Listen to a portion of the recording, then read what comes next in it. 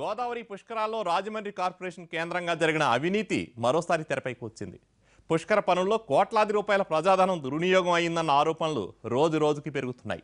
దాంతో గతంలో ఎప్పుడూ జరగని విధంగా కేవలం అవినీతి ఆరోపణలపై చర్చించేందుకే నగరపాలక సంస్థ కౌన్సిల్ ప్రత్యేకంగా సమావేశం అవబోతోంది. నిజంగా ఆ సమావేశంలో అవినీతిపై చర్చ జరుగుతుందా? అసలు ఈ ఎపిసోడ్కు సంబంధించి ఆఫ్ ది రికార్డ్గా జరుగుతున్న తతంగం ఏంటి? గోదావరి మహాపుష్కరాల సందర్భంగా రాజమండ్రి కార్పొరేషన్ నిధులు సుమారు 120 కోట్ల రూపాయలను ఖర్చు చేశారు. గత ఏడాది జూలై 14 నుంచి 25 వరకు జరిగిన పుష్కరాలకు కార్పొరేషన్ భారీ ఏర్పాట్లే చేసింది. అయితే ఈ వ్యవహారంలో అవినీతి గోదావరి వరదలా ప్రవహించిందని ఆరోపణలున్నాయి.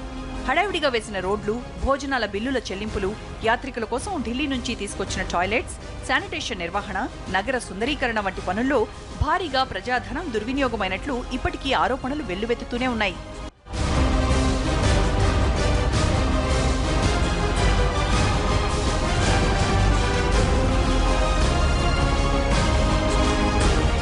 విపక్షాల నుంచే కాకుండా సాక్షాత్తు అధికార పక్షం నుంచి సైతం అనేక మంది అవినీతి ఆరోపణలు గుప్పిస్తున్నారు.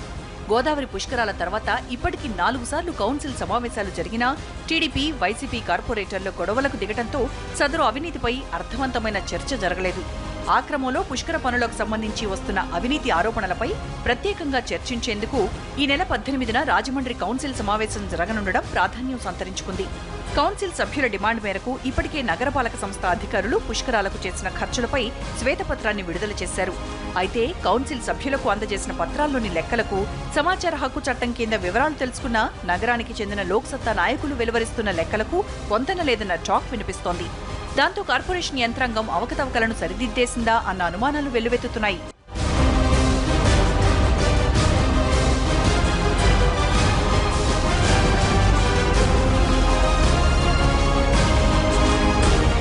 అదలా ఉంటే పుష్కరాల సందర్భంగా 120 కోట్ల రూపాయలను వివిధ పనుల కోసం శాంక్షన్ చేయగా దీనికి సంబంధించి ఇప్పటికే 109 కోట్ల రూపాయల మేర బిల్లుల చెల్లింపులు జరిగిపోయినట్లు సమాచారం.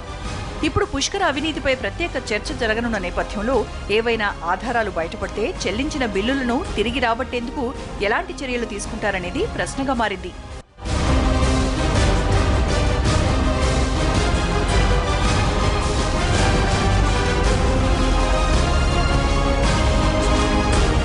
ఇక రాజకీయ కోణంలో చూస్తే కౌన్సిల్లో 34 మంది సభ్యుల బలం ఉన్న టీడీపీ పుష్కర పనులపై వస్తున్న అవినీతి ఆరోపణలను వ్యూహాత్మకంగా ఎదుర్కొనేందుకు సిద్ధమవుతోంది.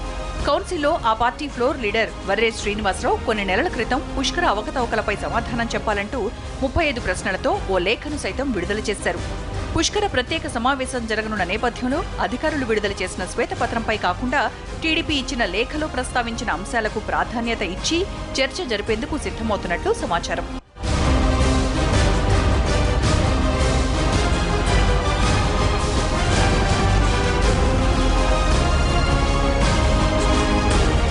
అధికార పక్షం వ్యూహం ప్రకారం ఆ లేఖ మీదే చర్చ మొదలు పెడితే విపక్షాలు రచ్చ చేయడం ఖాయం.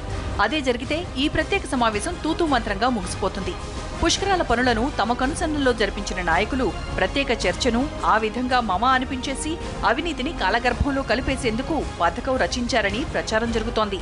గోదావరి పుష్కరాలకు చేసిన ఖర్చులో అవినీతి జరిగిందని అన్ని పార్టీల నేతలు అంటూనే ఉన్నారు.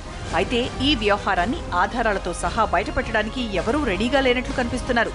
మరి ఆ పరస్పర ఆరోపణలు, గోల ఎందుకో ఆ గోదావరమ్మ తల్లికే తెలియాలి.